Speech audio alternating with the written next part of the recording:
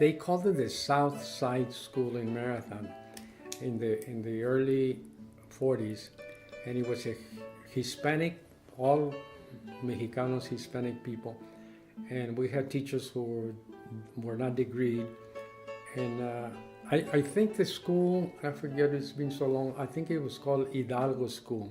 I started there, and then like one teacher in all the grades, started second grade in that area, mining area. Yes, sir. At the time when you were going to school at the South Side School in Marathon, were you aware that it was a segregated school? No, not really. At the time, I knew that all Hispanic children were south of the south of the railroad, and my Anglo friends in the north. And I at that time it didn't dawn on me because everybody, all Mexicanos, Hispanics, were in the same predicament, like in Marfa Alpine, Van Horn, Pecos, and stuff like this. It was separate, and some of the teachers that we had did have degrees, and they sort of peddled us at will, and that was that thing that they used to had carte blanche with us. So everyone was in the same boat, and we actually didn't feel that we were segregated. We knew that the Anglo students were north of the railroad, and we couldn't go there until we were in the 7th grade. I guess because of the absence of linguistics or knowledge of the language, and this is why. And they held us back until the possibly the 6th, in some schools the 7th grade, and some in the 6th grade. But still there was a South Side School that we had to attend before we went to the north with our Anglo friends. All the Hispanic students were in the south until they could maybe master English a little bit better. And at school, were you allowed to speak? No, in fact, we were not supposed to, and we were paddled if we did. But they swatted us for speaking Spanish, and they wanted us. I can see the rationale now, because we came from an environment where Spanish was spoken all the time, and my papa and all of us. In my graduating class, there were 17 of us graduating class, and out of the 17, maybe 5 of us were Hispanic. I must have been 16, 17, and we went to play east of Van Horn. We were coming from a football game the other side of Pecos, and my friend and I, we stopped in Pecos in the drugstore. We just wanted to get a milkshake, and we went to the drugstore, and I said, may I have a vanilla milkshake, please, to go? And Jim said, make it 2. And then the guy pointed the finger at us, and he says, get out of here. We don't serve Mexicans. So we just got out. And so the great accomplishment in my life was having the foresight to come to school. He comes in there with 3 guys. This rancher didn't do that. So he keeps on. My dad goes over there and says, have all the fun you want. And they were doing it on purpose, banging and making a lot of noise. So he goes the second time. He said, I'm not going to tell you guys again. You guys have all the fun you want, otherwise you have to leave. So by the 3rd time he went over there, you guys all get out. I don't want none of your business. So this rancher, guy's sitting there, the one that's about 6'5", 4", the biggest guy I remember, I saw it, and tells him, Slim. So he comes up like if he's going to attack my dad. So my dad, I guess I can say it, my dad, everybody had a gun to the gun. Puts it in the guy's rib, the guy almost faints, he turns yellow and everything.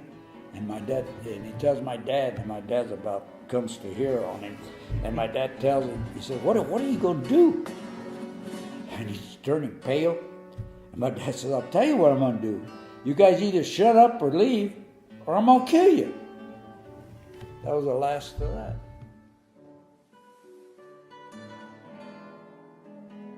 Or anything like that when people are more educated than others. No, they've been gifted. But everybody can be gifted, provided that you are accepting whatever comes your way. Given the opportunity. Given the opportunity. And that's always been my way of thinking. Because if we set ourselves as, oh, I'm smarter than she, oh, those people are so dumb, they don't even know that is degrading, even self. Because we're human, we're made of the same concept, you know. And this has always been my way of thinking and seeing others.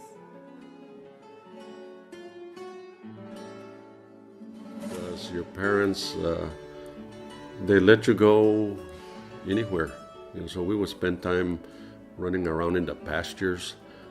We would swim in the in the cattle tanks. You know, because we didn't have a swimming pool in town, so we would hike maybe 2 or 3 miles out into the middle of the desert to somebody's ranch, and we would go swimming.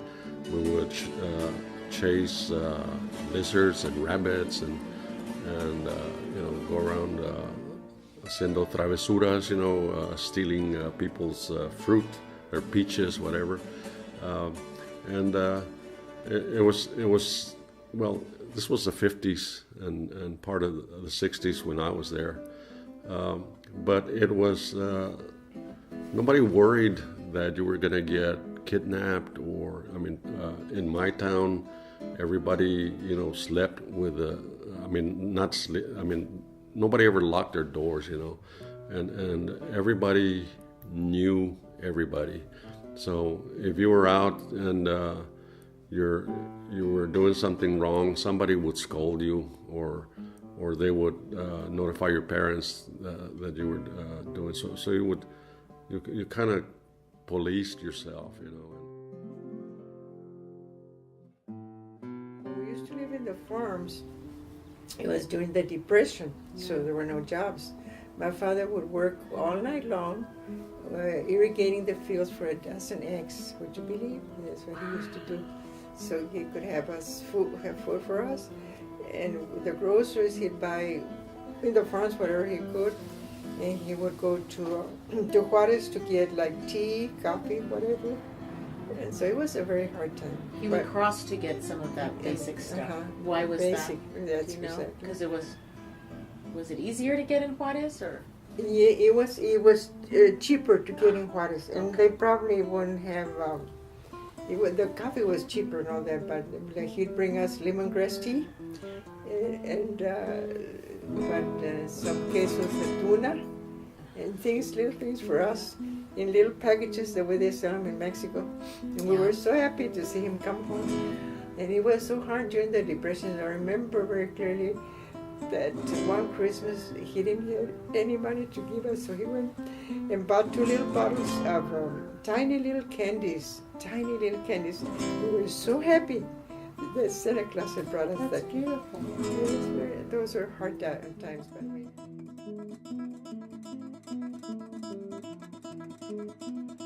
And I knew I was going to get drafted, and I didn't want to go in the Army.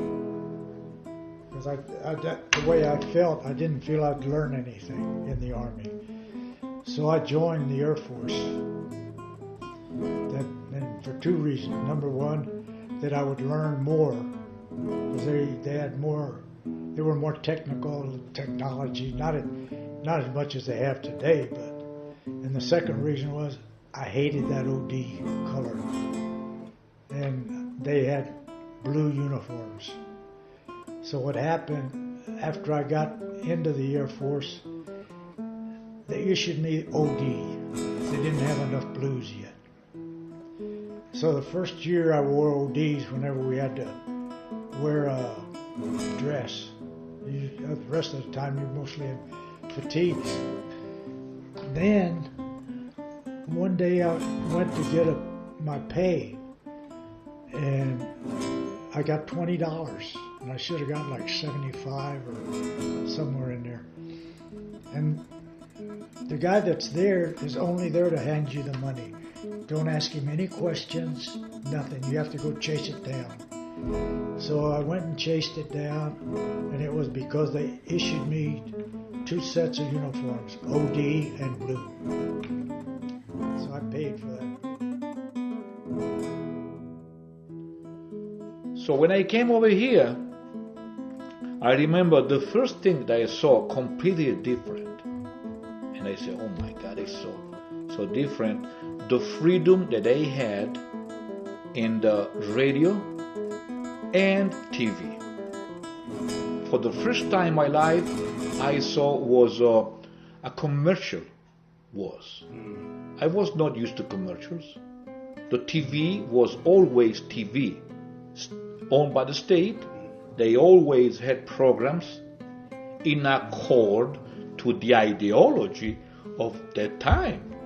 Well, when it's state-owned, they don't need advertising dollars. They don't have to. They don't have to. It's so everything. So that was my first impression. Oh gosh! And of course, back then in Italy, we did not have still a color TV.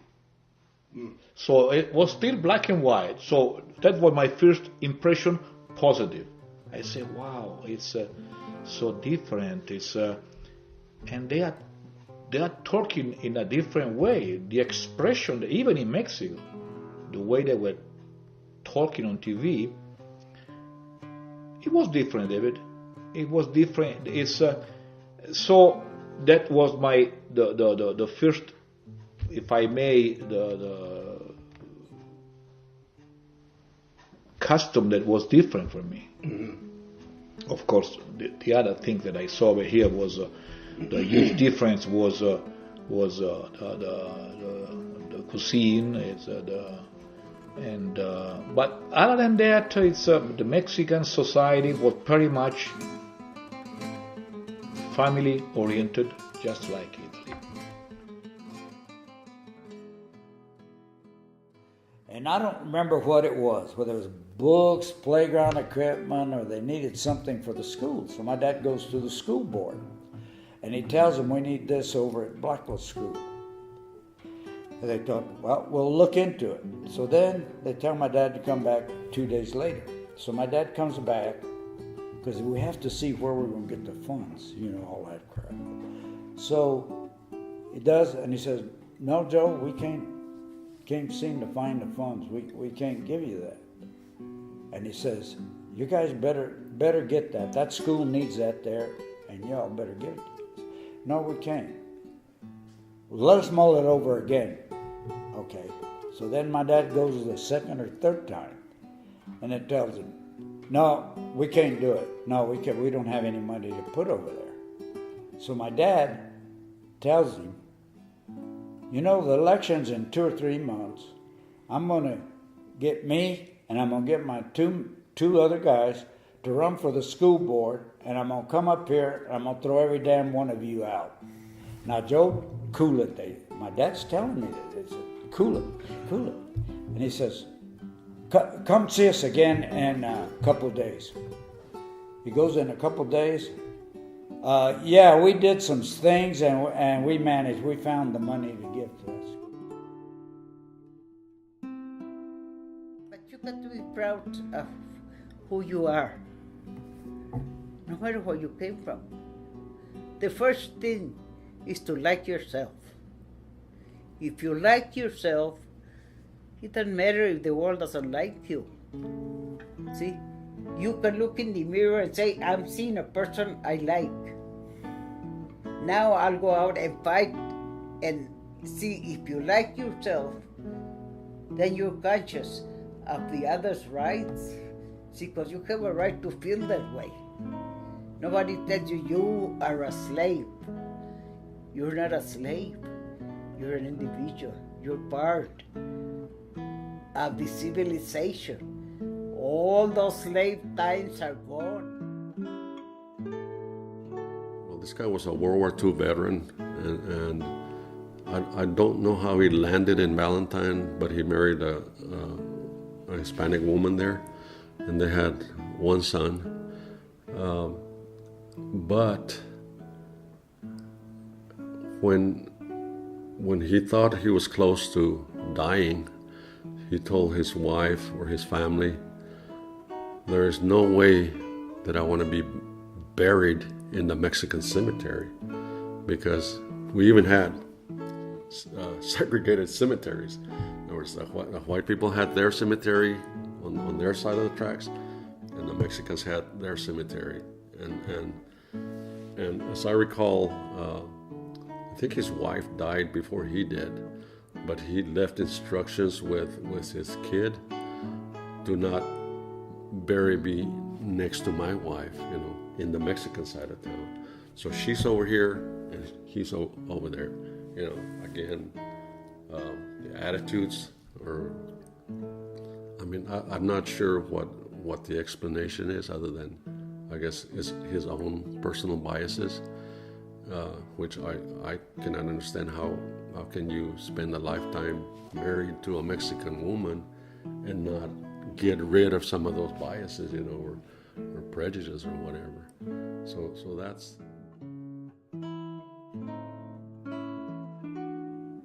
Well, let me see. What made me very happy was helping my father, because he would rent, when we had already built his home, had 3 rooms, and we were no longer, the house in the front had been torn down. He would get little pieces of land and plant some, ¿cómo se llama? Camote? What is camote? Sweet potato? Sweet potato plants. And I would help him go and irrigate. He had 1 horse. I would love to get on the horse and open the water from the ditch and irrigate. And I still remember, he'd go to sleep half of the day, because I had night duty as a rule, 3 to 11, 11 to 7. And before we irrigated, we would get the sweet potato plants give a long vine. So we would pick up the vine. I would pick up the vine. My dad was asleep. I would pick up the vine and gather it so it wouldn't get wet with the water that ran on the rows of sweet potato plants. And so once it was right next to a canal, and once there was a big snake. I guess was going to move. Oh my God! And I guess the snake was so scared as I was. Yeah. So it ran away into the canal. And I remember that very clearly. And I told my dad, and he said, "Yeah, you're very lucky that she didn't bite me. Imagine, had she not grown away, she would have struck me and bit me."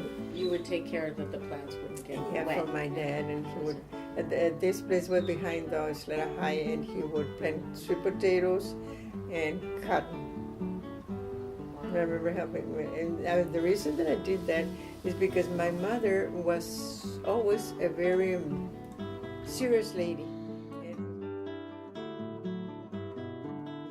To me, in my upbringing, is that when I mentioned to the Anglos and the Seminary School and the Blackwell, well, one thing that I never forget to this day about the Catholic school in particular is that a black family came into town.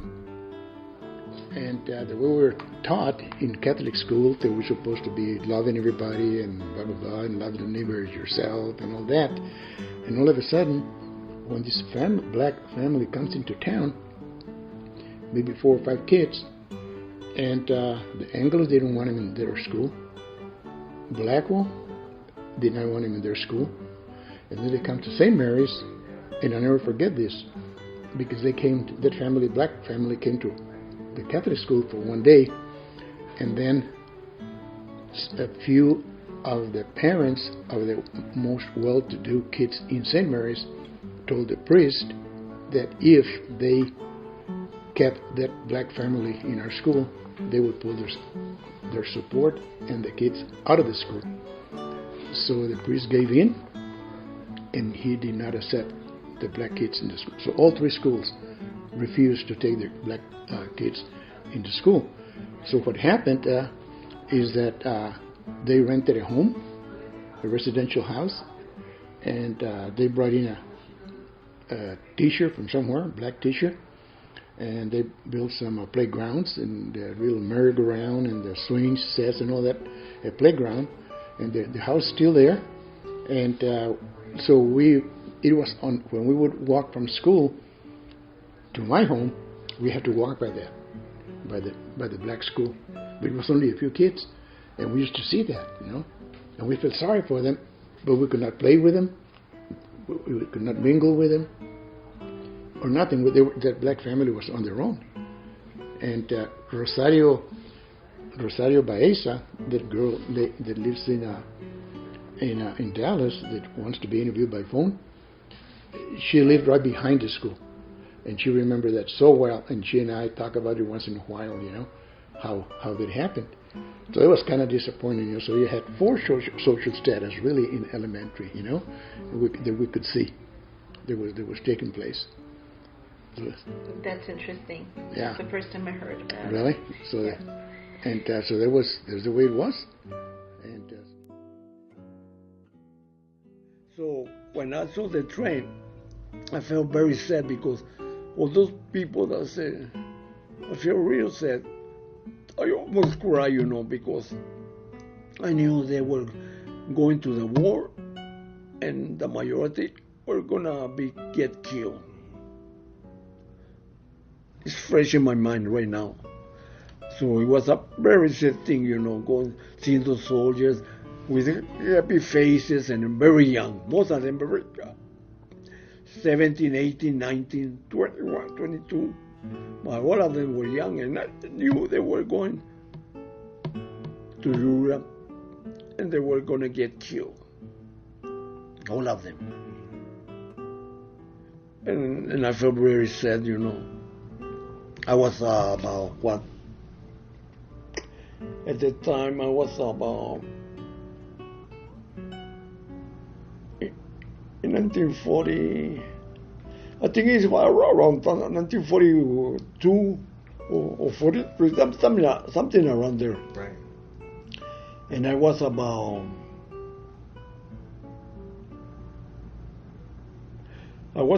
8 years old. And I felt very sad. That war, I missed it by maybe 8 or 9 years. If I should have been 8 or 9 years older, I should be with those guys going to war. But I felt very, and So I'm not from El Paso. Mm-hmm. So the chamizal, what was it, if you can tell me? The chamizal actually was part of Mexico, and back in the day, where Johnson had came down for the International Chamizal Treaty Act, where it returned the chamizal part back to the Mexican people, and that just said, we'll keep this half because the other half belonged to Mexico, and we'll just keep it that way, the boundaries, the chamizal boundary act. So, yeah. So do you have can you remember anything specific from the chamizal, like your life around there? Oh yeah, it was actually a thriving neighborhood. I mean, we had the